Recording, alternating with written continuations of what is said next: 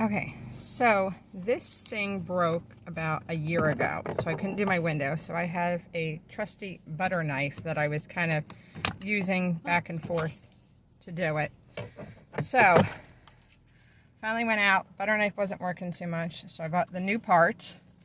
So let's see if I can do it all by myself. Is there gonna be wires? There's a couple wires right here, and this is a 2011 Chrysler Town and Country. So I'm just gonna Did you watch a video?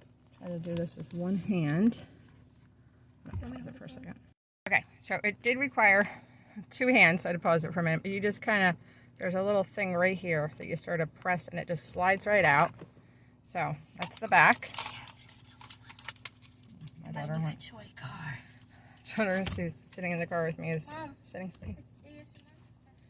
Okay, so here's the new one. So I take this wire that's here and I just click it right in there, and then we just shimmy this right back in, and the window works. Oh.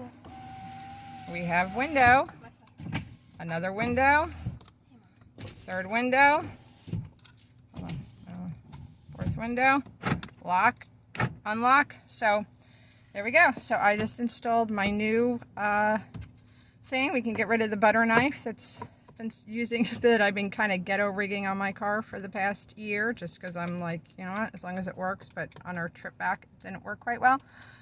So if you think you can't fix something simple in your car, guess what? If I can do it, you can do it. So thanks for watching.